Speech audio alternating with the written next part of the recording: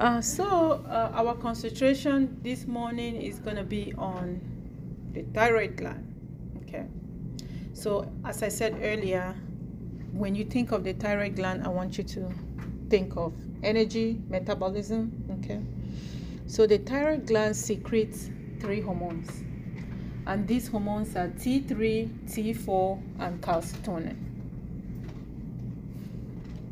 So what is its function though? It regulates energy, metabolism, and growth. Then it releases these hormones that I just named, T3, T4, calcitonin.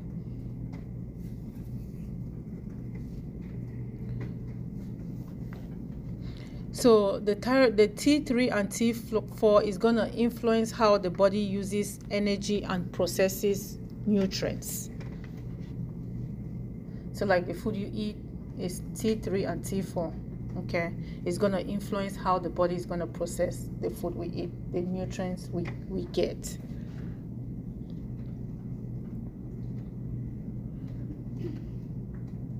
Also, the thyroid gland, apart from energy regulation, it also regulates temperature.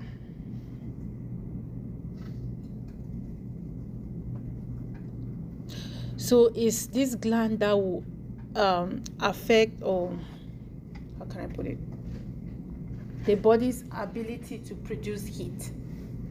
Yes, how does the body regulate temperature? Heat, cold, to bring it in a balance or a homeostatic state. All of that is being controlled by the thyroid gland. So again, main gland for metabolism, which it will increase energy. What does metabolism do again? Another thing is production of growth, formation, bone formation, growth. Yes. Then of course I talked about nutrients, which just means that it's going to metabolize carbohydrates and proteins and all of that. Any questions relating to the thyroid gland releasing 3 hormones and regulating energy, metabolism, and growth? Bone formation and growth. Any questions? Okay, move on.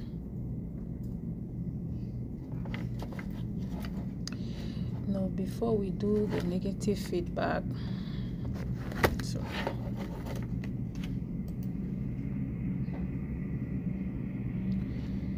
I want us to look at, so your thyroid gland can either be functioning, hyperfunctioning, or hypofunctioning. Okay, so if the thyroid gland, the parathyroid, sorry guys, I don't know, I'm still trying to figure out this thing here. We're still in the thyroid gland. So the thyroid gland can either be functioning, overacting or underacting. Okay, so if it's overacting, that's when we say hyperthyroidism. If it's underacting, we say hypothyroidism. Hyperthyroidism, hypothyroidism. So let's start with a thyroid gland that is underacting. So that will be your hypothyroid. Your thyroid is underacting. Okay, so what are some of the symptoms that we can see with a thyroid gland that is underacting? I just gave an example earlier that the reason you made it to class today is because you had the energy to come to class. Your thyroid gland is functioning, right? So if your thyroid gland was underacting or hypofunctioning, you would have been feeling fatigue, lethargic. So let me just put it this way. It slows everything down except the weight. So everything slows down except the weight. There's going to be weight gain. Because think of it, if this gland's main function is metabolism, right? And the body is not in an active state, you're just lethargic, sedentary lifestyle, are you going to be gaining weight? Yes. because you're not doing anything to move around or to spend energy, so you're going to gain weight. So it slows, hypothyroid slows everything down except your weight. You have a weight gain. So now let's break down what are the things that is going to slow down. Your fatigue, no energy to do anything. Look at your GI system. With hypothyroid, are you going to be constipated or diarrhea? Constipated, because everything is slowing down, right? So constipation, okay. Are you going to be heat intolerant or cold intolerant? Which one would you tolerate? Cold. You'll be sensitive to cold. Okay, cold sensitivity. Yes. Okay. Then look at your muscles. Let's go to the musculoskeletal system. What will be happening to your muscles? Are they going to be weak or muscle weakness, right? Muscle weakness, yes. Would you experience any kind of tremors? No, because your muscles are weak. How can you have tremors if the muscles are weak? So muscle weakness, okay. Then let's look at the... Are you going to have hair loss or hair gain? Hair loss, excellent. So the hair loss, thinning of the hair, because as I said, nails are brittle, because I say everything is slowing down except your weight. So that's the underactive thyroid. So now let's move now to the overactive thyroid. The overactive thyroid is that everything now speeds up except weight. So is the weight going to be increase or decrease? Decrease. So think of somebody that is running 100 miles an hour in the wrong direction. That's a bad case. So they are constantly going. Can such a person gain weight? No, because they are constantly moving. So when the thyroid is hyperacting, the body is in a constant speed. Everything is just happening so fast. Everything is moving so fast. So now let's break it down. Cardiac wise, what would the heart rate look like for hyperthyroidism? Increased heart rate. For hypo, what would the heart rate look like? Okay. GI system, are they gonna have diarrhea or constipation for hyper? Diarrhea, because everything is speeding up, right? Diarrhea. So heat intolerant or heat sensitivity or cold sensitivity? Heat, they cannot stand heat. Yeah, because the body is already on heat, high energy. Your body is already on fire. So can you stand any kind of heat? No. What else? So tremors, musculoskeletal, are they going to have tremors? Any kind of tremors? Yes. So to remember this, all I want you to remember is that with hypo, everything slows down except the weight. With hyper, everything speeds up except the weight. Okay? So ask a question now. For hypothyroidism, is the patient going to be depressed? Okay. Can they still be depressed for hypothyroidism? Yes, they can still be depressed, because some anxiety and depression can it fluctuate back and forth. Yes. So for depression, they can be depressed in hypo and they can be depressed in hyper. So when I give you these short rules, there's never an absolute in nursing. Okay, so there's always that margin, that fine line that, okay, there's one thing that could function in both. But just letting you know everything slows down except the weight, it saves you a lot of time to memorize the signs and symptoms. Yes. But then just know there's a couple of things that you just need to balance out, like depression. Depression will happen to both of them. Okay. Cognitive impairment. Can it happen to both? Yes. So that's how I want you to be thinking. Yes, it can happen to both. But the only difference with cognitive impairment is that for hypo, they're gonna have issue remembering stuff. They have a fog brain. But for hyper, they'll probably have like difficulties concentrating. So both of those things are cognitive impairment, but there's a difference. One, a patient is struggling to remember. The other one, the patient just can't rest. They're struggling to concentrate because their mind is just going too fast. The body is just going too fast. They can't concentrate. So even though they are cognitive impairment, one is, I don't remember things. So if you have somebody that has hypothyroidism, you may want to give as an educator, I want to give them extra time for them to take their exam, because their brain is a little bit slower.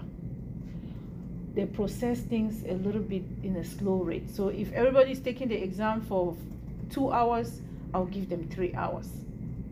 Yes, because I know they know the information, but it just takes time for them to pull it out because of hypothyroidism. Now, if I have someone in the same class with hyperthyroidism, what I'll probably do is that they can't concentrate. That's somebody that will just look at the stuff, rush through it, and in 2 minutes they've completed the exam because they just want to rush and get out of here. So that with such a person, then you start finding different ways to help them calm themselves down in an exam environment so they can actually concentrate to read the questions and all of that. So that's the major difference.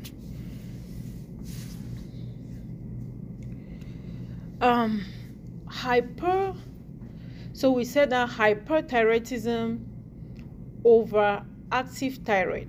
Okay, so we see have you heard of the disease goiter in the neck? Okay, so you mostly see goiter. It just means that that's an enlargement of the thyroid gland. Goiter is an enlargement of the thyroid gland. We mostly see goiter in patients that have hypothyroidism. Mostly, okay, we mostly see goiter in them. Because just because your thyroid gland is enlarged, it doesn't mean that it's overproducing. Okay, yes. So then a disease that we see with hyperthyroidism is Graves' disease. Graves' disease, okay, for hyperthyroidism. And I want you to think of Graves' disease as like running yourself into the grave, to link it with hyper. Remember, we say hyper, everything is going fast. So if you're running yourself into the grave, are you going fast?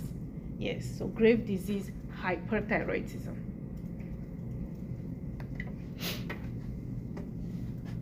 All right. Any questions on hypo versus hyperthyroidism? Okay. So let's move on now. Okay, so this we'll come back to thyroid, okay, because I have a next gen question for thyroid. So we'll come back to thyroid maybe later on. Let me see how we're doing on time. Okay, so your parathyroid, remember when we introduced this lesson, when we're doing overview of the thyroid gland, I say parathyroid, I want you to think of calcium regulation. Okay, so if calcium blood levels are too low, your parathyroid will release parathyroid hormone, which is the PTH. Okay, so when calcium levels in the blood drops, this is what the parathyroid hormone does. It releases when calcium blood levels are too low, the parathyroid now will release the parathyroid hormone into the blood. Okay, so when this parathyroid hormone is being released, it's just activating the system to increase the calcium, for calcium increase. Okay, so this will cause calcium levels to rise. Of course, if the calcium levels are too high, then the parathyroid hormone now tell the body to stop producing calcium. Okay, so it's activating the body to produce calcium, and it's inhibiting the body to stop producing calcium. So it's just sitting there and waiting. Okay, calcium levels too low, it's a hormone produce some calcium. Calcium levels too high, say okay, we are at max, stop. That's all what the parathyroid is doing. So when you hear the word parathyroid, connected with calcium. Connected with calcium. And remember, I said that if calcium levels are high, what happens to phosphorus levels for hyperparathyroid? Hyperparathyroid, calcium levels are high, phosphorus levels are low. Hypoparathyroid is the opposite. Okay, calcium is the opposite. Calcium levels are low, phosphorus levels are high. So what could cause hyperparathyroid or hypoparathyroid? What could be a cause of it? Most of the time you see that in your kidney failure patients, chronic kidney failure. Okay, that's why they have to go on dialysis. Okay, so the body is not able to exchange because the body just can't regulate. You know, we mentioned how the parathyroid is just sitting there and waiting for calcium levels. What is happening to the calcium level? We need calcium for bone formation. We need calcium to keep the musculoskeletal system intact. So when that level drops, then the parathyroid now activates and does its work. Yeah. So we mostly see hyperparathyroid in kidney failure patients. And sometimes the patients, they have some kind of a growth, a tumor. The parathyroid is, there's a tumor in the parathyroid. This tumor is, they call it hyperplasia. Is that the word, hyperplasia?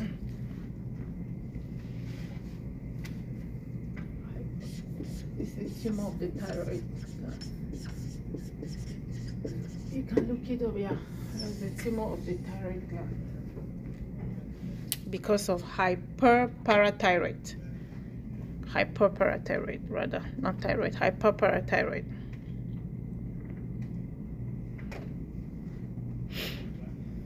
So if a patient has hyperparathyroid,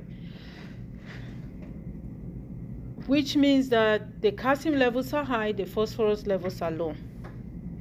Is it common to see them kidney stones? Do you have a kidney stone that is calcium? Yes, the patient can develop kidney stones because the calcium levels are high, kidney stones.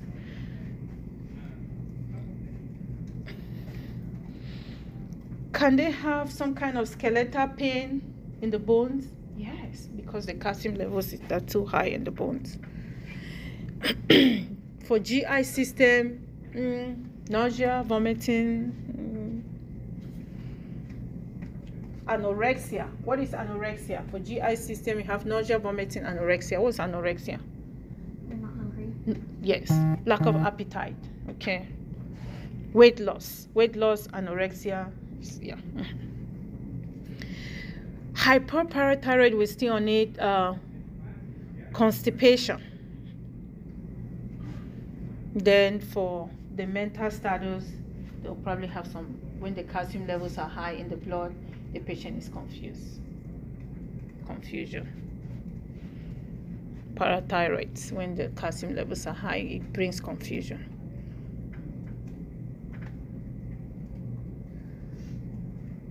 So a quick way to remember your hyperparathyroid says stones, bones, moans, groans. Stones, bones, moans,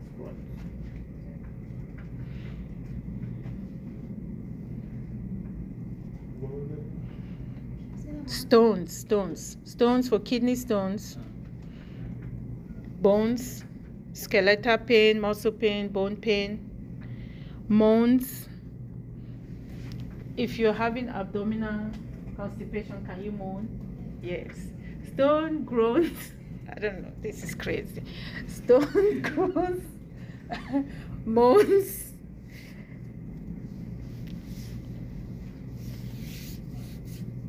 Yeah. Okay. So let's talk a little bit about treatment for parathyroid. So if the calcium levels are high, what do you think our treatment will be? High calcium levels. You can start with something like diet. Give them diet that is low calcium diet, right? Could that be something that you can easily come up with as a nurse? Yeah, you can start with diet. They have high calcium level in the blood. You want to give them diet that is low in calcium, right? For medication, it's calcitonin.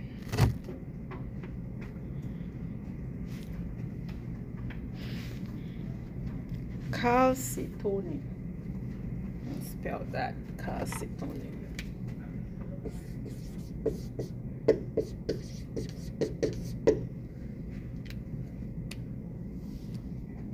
High calcium level in the blood, Parathyroid calcitonin IV. Remember we said when calcium for hyperparathyroid, when calcium levels are high, phosphorus levels are low, right? So can you give your patient phosphate? Yes, because the phosphorus levels are low. Yes. So I want you to begin to connect these things. Okay, so if they give you the pathway already, just use that pathway and you can be able to come up with solutions just based on the pathway that's been given to you. Yeah, because if we already said that hyperparathyroid, calcium levels are high, phosphorus levels are low, then somebody asks you, so what would treatment be? Your first instinct will be, okay, diet. As a nurse, you can't prescribe, right? But can you recommend diet for patients? Yes, you should start thinking diet. Okay, I want to give them a diet that is low in calcium but high in phosphorus, because I already know that their calcium level is high, their phosphorus level is low. So I want to bring up their phosphorus level, then I want to decrease their calcium level. Okay. So calcium, if you can remember, calcium calcitonin IV. So that will be a medication. And then phosphate, we're giving phosphate because phosphorus levels are low. Then because you don't need to memorize a lot, okay? The next generation NCLEX, the key thing is they're trying to take students out of the memorization phase, okay? They're wanting to see if the information that you have, you can apply that information. Okay, so if you already know the patho of parathyroid, hyperparathyroid, you don't need to go and sit and start reading about hypo, because it's just going to be opposite, right? It's just going to be opposite. So that saves you a lot of time in your readings, because it's going to be opposite. So now let's go to hypoparathyroid. What would the calcium look like with hypoparathyroid? Calcium will be low. What about the phosphorus? It'll be high. Okay. So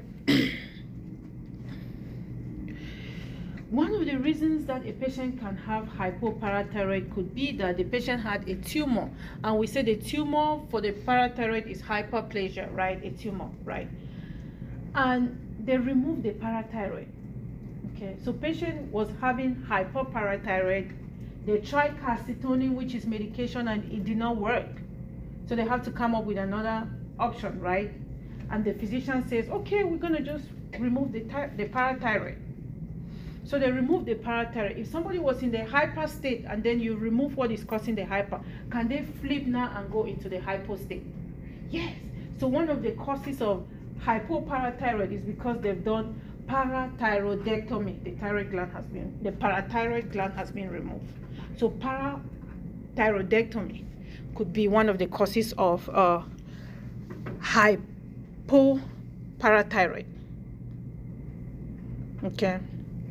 Then of course we know genetics has to do with a lot of things too. So you don't want to rule out. You don't want to leave that out. Okay. And sometimes a parathyroid can be removed accidentally. How? You see your thyroid gland, the butterfly shaped gland in your neck. Okay, we saw the image. It's like a butterfly shape in the neck. Sometimes when they go to work on the thyroid gland, they can niche the parathyroid, because the parathyroid, you see, okay, yeah, that's the picture right there. So you see your thyroid gland, the butterfly shape, then you see your parathyroid there, right? So sometimes when they go to remove the parathyroid, the thyroid gland, they can remove the parathyroid accidentally. It happens. So now that will put the patient into hypoparathyroid because they've removed the parathyroid. Right? So you have patients that go in for thyroidectomy, removal of the thyroid gland, and they come out, the parathyroid is gone. So they have two things to worry about. Yes. And as a nurse, you will be able to identify what if the parathyroid gland was removed accidentally or not. How would you know that? Go back to what I told you about the parathyroid. If it's high, your calcium level is up, right? Your phosphorus is down. So if it's low now, which means they've removed it accidentally, okay, you will see signs of low calcium in the patient, and that's how you will tell. And these signs are, I'll go over it, Chevostek and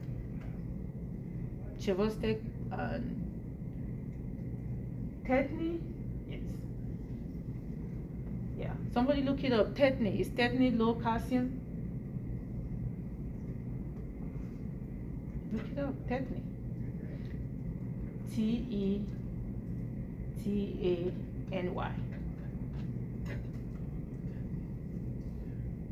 Is that low calcium? Yeah. Yes. Yes. So, Chevostek, so like when you put a blood pressure, you go to do your vital signs, right? And you put your blood pressure curve to take your vital signs. And as you start pumping, the patient's arm move inwardly. That's how you know their calcium level is low.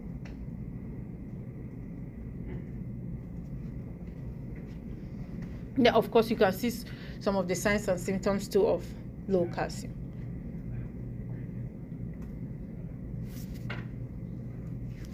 Okay. Is it always contracted, or is it only upon stimulus? It contracts, yes. And other signs and symptoms of low calcium will be numbness and tingling, muscle cramps.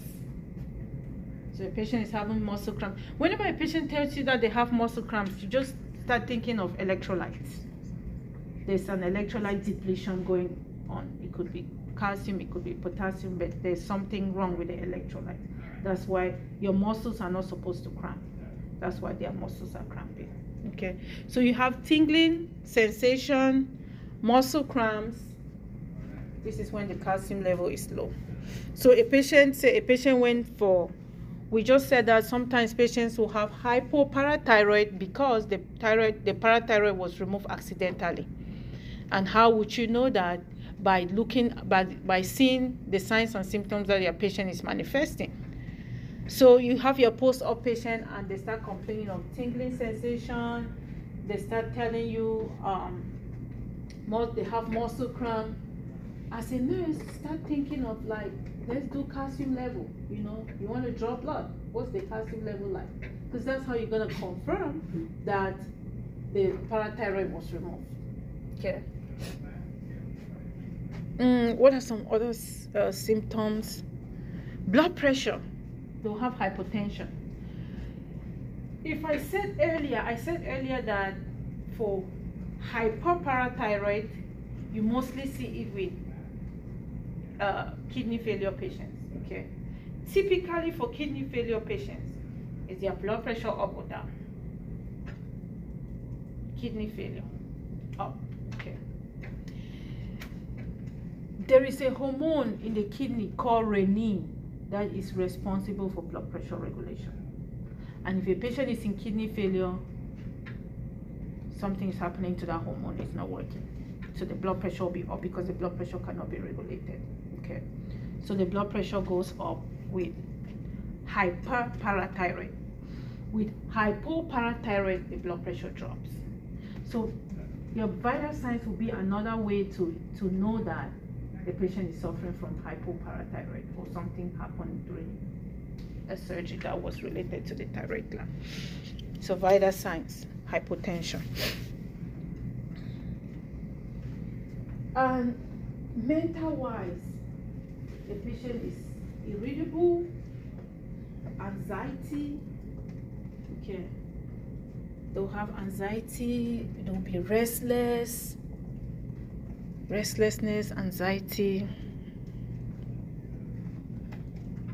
They're just angry, they're just irritable.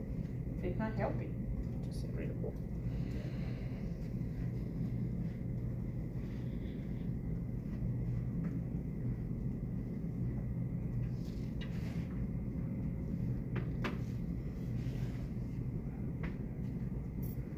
Positive Chevostek signs, Chevosteks and Trousseau signs.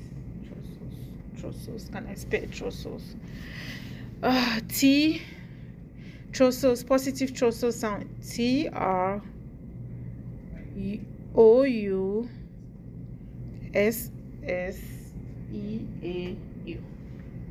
Trousseau signs. Chevostek sign is CH, Chevostek,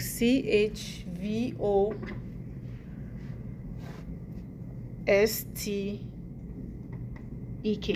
Chevostek sign. So I said when you for Chevostek sign, I think I misled you earlier. So for Trousseau signs is when you put the blood pressure cuff, you inflate it, then the hand, then they have the contraction. For Chevostek sign is facial twitching. Okay, so if you tap on the facial muscle, they do like this, they twitch because the calcium level is low. Then of course tetany, which is low calcium. So in your assessment, your head to toe assessment, you start with your vital signs, right? You can detect it while you're taking your vital signs. If you don't catch it, then when you're doing your, how do they call that assessment to check for muscle? Who can remember it? You just came out of your assessment class to check for muscles in the face. It's like the eyebrows going up, smiling, stuff like that. Yes, it's not like, it's not neuro assessment, but they just keep twitching like this, the facial twitching. Yes.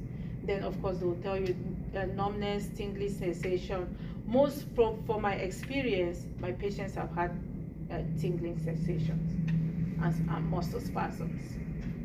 That's what I have not seen the Chevostek or Trousseau signs, to tell you the truth. But I've seen muscle spasm and I've seen tingling sensation and numbness a lot. So any question on parathyroid?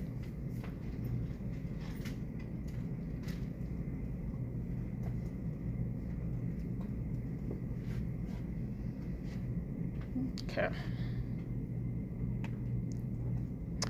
Take another 2 minutes break and continue just to refresh your mind.